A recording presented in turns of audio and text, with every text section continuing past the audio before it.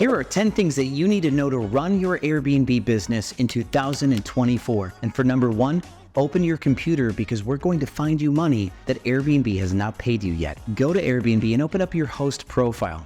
Go to the account section and then go to payouts and go to transaction history for transaction details. You're going to see an area for completed payouts and then one for upcoming payouts. Click on that. You will most likely find that there are reservations that have a past date in your upcoming payout section, meaning that they got lost somewhere along the way. This happens to everybody if you have enough reservations, so I recommend every 3 months, check this section, make sure Airbnb's paid you for everything.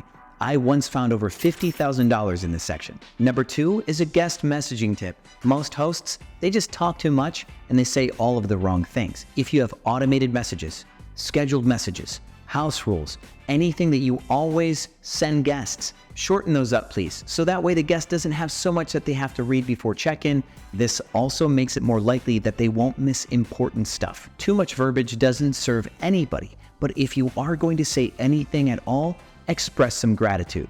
Thank you so much for staying. Thank you for communicating. Thank you for bringing that to our attention. Thank you so much. Gratitude goes a long way towards you earning a 5-star review. Number 3 is a warning. Airbnb's changed their cancellation policy. They used to charge 10% as a penalty, up to $1,000, if they had to cancel on your behalf or if you canceled a host cancellation. They have both removed the $1,000 limit and they are charging 30% or even 50% at times if you cancel or if they have to cancel on your behalf. This is something that you need to be very careful for. Make sure your housekeepers are doing a good job. Make sure that you're connected to the right software that won't get you double booked. Make sure that if a guest does any damage before the next guest would check in, that you report that. And I advise that you cancel the next reservation and lean on Airbnb's air cover. Airbnb has a policy in their air cover that covers loss of income. So if a guest today does damage and you have another guest checking in and you have to cancel that because you can't fix something in time, Airbnb is supposed to pay you for that next reservation. Lean on this wherever you can. And since we're talking about the negative stuff, let's get the next one out of the way. Sometimes Airbnb doesn't pay you for things that they should have. Have you ever had a guest cancel and they got a refund even though they weren't supposed to? COVID-19. Or Airbnb didn't pay you for damages in accordance to their air cover policy. Sometimes you will have to take Airbnb to arbitration. They are a publicly traded company and they are all about guarding their bottom line. And they know that a lot of you will not take them to arbitration. They know that a lot of you are afraid to do so. But here is the good news about arbitration. It is the opposite. If you ever file arbitration, Airbnb now knows that you're willing to play ball.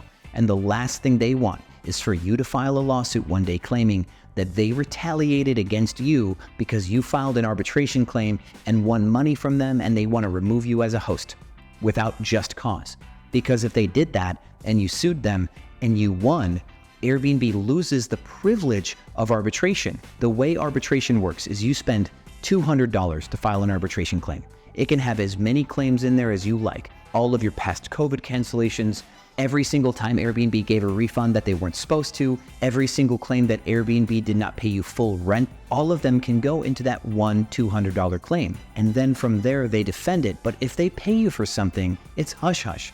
If another host has a similar problem and they don't want to pay that host can't lean on your claim as precedence claiming that other person got paid. This is of huge benefit for them and they don't want to lose that by messing with you.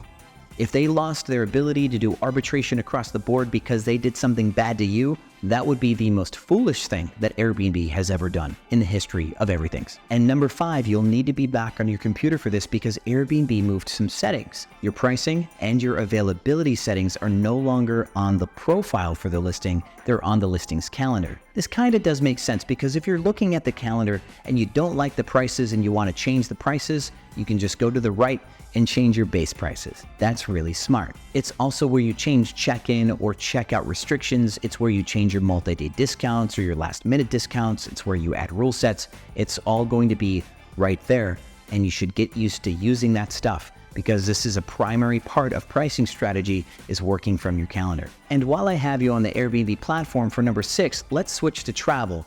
I want you to look up your listing as a traveler. To do this, let's select your city, a price range, key amenities, guest size, and zoom in a little bit on the calendar until you find your area. If you don't find your listing yet, that's okay. This is the important part. You're not going to be the only listing that pops up. And if you don't show up on the first or second page of search, that is something that you want to know.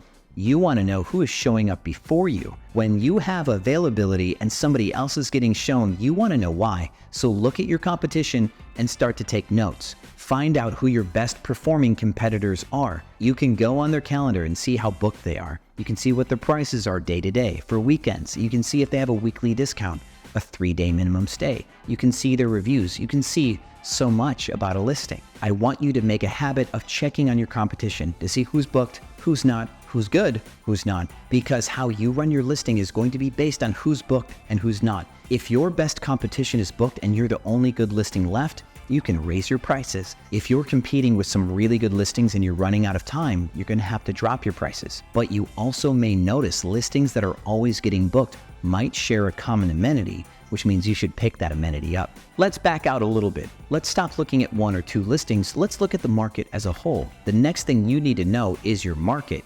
You need to know when the events are, where the events are, and what your seasonality is. Because in some seasons where you have a lot of occupancy, you can raise your prices to the very last minute and get a lot of money. But other seasons where occupancy is low, you have to drop your prices well in advance to get bookings before anybody else.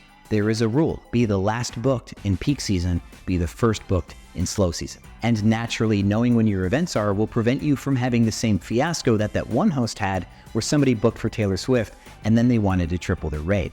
You can get ahead of that. And if you want to make more money on your listing, number 8 is to upgrade your photos. There are so many Airbnbs out there, and there are so many good ones. But there are also very average Airbnbs with a very small budget, and all they do is take great photos and they can make their average listing look way better than yours, where your furniture's better, you're bigger, you have better amenities, you did a better job painting, but all of your photos look like you're trying to sell your furniture on Craigslist. I have videos on how to take good photos, but in summary, hold the phone lower, shoot across the room, take a photo of the whole room, stop pointing your phone at the couch, make sure that it's well lit and evenly lit, think about the entire composition, and then put that stuff into Photoshop if you have to. If you don't have Photoshop, find a friend and they'll put it into Photoshop for you. There is a statistic that you need to know. 6 out of every 10 guests skip right to the photos when they're choosing where they want to stay.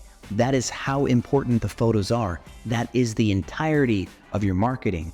Bad photography will destroy a good listing and any hopes it has of getting any bookings. By now, if you've hosted for any period of time, you're likely considering getting on a channel manager or you're there already. That means that you have an API connection, and it's about time that you understand exactly what that means. An API connection is a very specific menu of commands that a software has that it can send to another software, and that software also has a menu of commands, and they can talk back and forth. That is how your software can talk to Airbnb.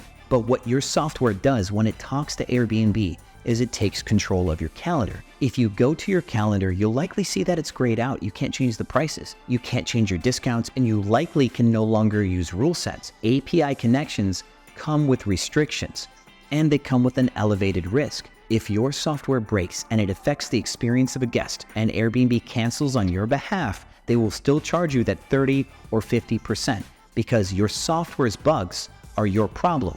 You are now exposed on 2 sides. If Airbnb has a bug or software has a bug, you could get hit twice and you may not know where that's coming from. Airbnb recently gave everybody free housekeeping for 2-day stays and 1-day stays, and no one knew what was happening until we finally found it was Airbnb's problem, thankfully. But we've seen API-related issues where Airbnb updates its features or its UI and breaks the API. Wheelhouse and PriceLabs, the 2 most popular Airbnb pricing softwares, both had an issue a year ago when Airbnb updated their API, and it affected everybody's pricing.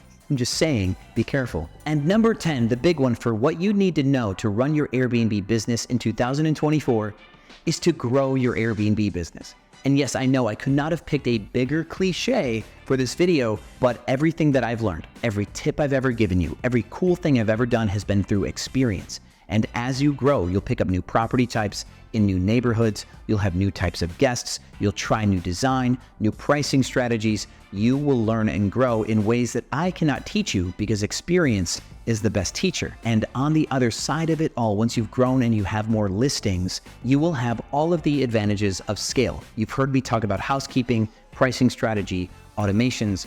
All of these happen when you have more doors. You become more dangerous. You are less likely to go out of business when you know what you're doing and you have the cost-reductive power of scale. And I wish that for you. I wish that you get to have all of the Airbnbs in the world if that's what you would like to have. And speaking of the world, thank you so much for stopping yours for a while and watching this video all the way through. It means the world to me. As always, my friends, I will see you on the other side.